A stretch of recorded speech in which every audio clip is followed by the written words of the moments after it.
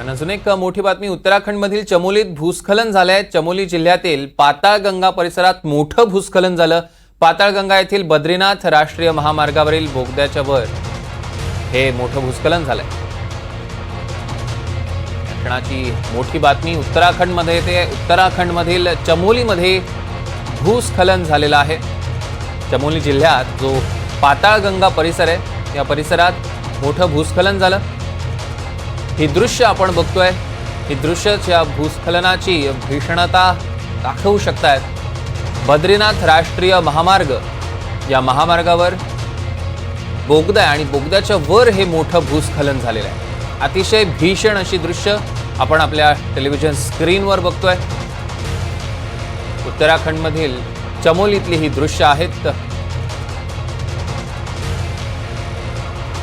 चमोलीमध्ये भूस्खलन झालेलं आहे आणि ही दृश्य जर आपण बघितली तर हे भूस्खलन किती भयानक होतं हे आपल्याला दिसू शकतं आहे।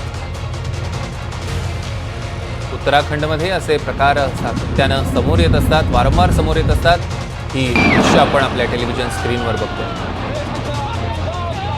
मोठ्या प्रमाणात भूस्खलन उत्तराखंडमधल्या चमोली येथे, चमोली जिल्ह्यातील पाताळगंगा परिसर आणि या पाताळगंगा येथील बद्रीनाथ राष्ट्रीय महामार्ग आपण दृश्यांमध्ये बघू शकतोय कशा पद्धतीनं भूस्खलन झालंय।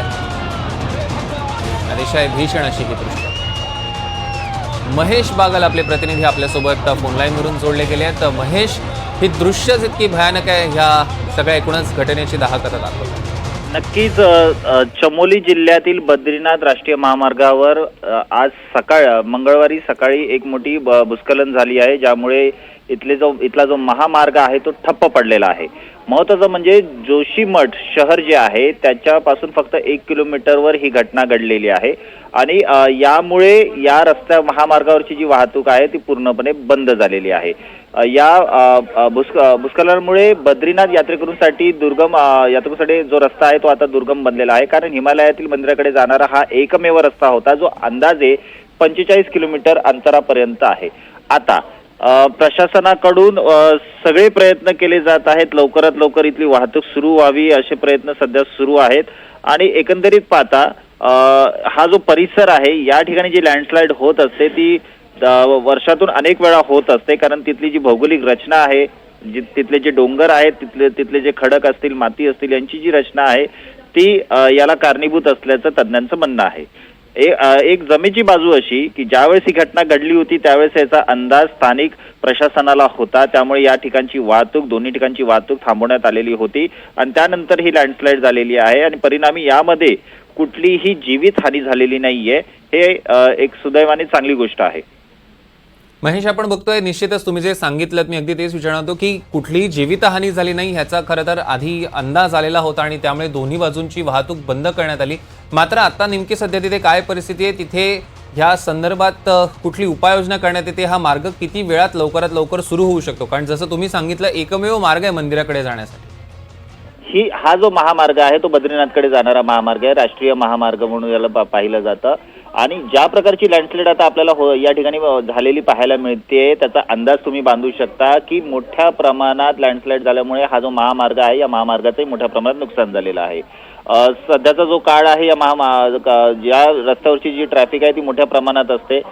लँडस्लाइड होण्या अगोदरच ही ट्रॅफिक थांबवण्यात आलेली होती, काही ठिकाणी डायव्हर्जन करण्यात आलेलं होतं आणि 45 किलोमीटरचा हा महामार्ग आहे। कुठेही आणखीन काही ठिकाणी या महामार्गाला क्षती पोचली आहे का हे पाहणं गरजेचं आहे, त्यामुळे प्रशासनाकडून युद्ध पातळीवर उपाययोजना केल्या जात आहेत। लवकरात लवकर ढिगारा जो आहे तो बाजूला करून वाहतूक पूर्वपदावर येईल का याचा अंदाज घेतला जातोय। मात्र ढिगारा जरी उपसलेला असला तरी एकंदरीत वातावरण पाहून पुन्हा अशी काही घटना घडण्याची शक्यता आहे का याचाही तज्ज्ञांकडून एक अभ्यास केला जातोय आणि सर्व प्रकारची उपाययोजना केल्यानंतर सुरक्षेच्या दृष्टिकोनातून जर हा महामार्ग पुन्हा वाहतुकीसाठी खुला करणं योग्य असेल तर लवकरात लवकर वाहतूक सुरू केली जाईल असं अधिकाऱ्यांकडून सांगितलं जाईल। मात्र प्रशासनाकडून कुठलीही कुठल्याही गोष्टीकडे दुर्लक्ष केलं जाणार नाही असे प्रयत्न केले जात आहेत, कारण प्रवाशांच्या आणि यात्रेकरूंच्या सुरक्षेच्या दृष्टिकोनातून हा मार्ग खूपच महत्त्वाचा आहे। सौरभ। निश्चितच महेश, या संदर्भातले अधिकचे अपडेट्स आम्ही तुमच्याकडून घेऊ. तुर्तास धन्यवाद.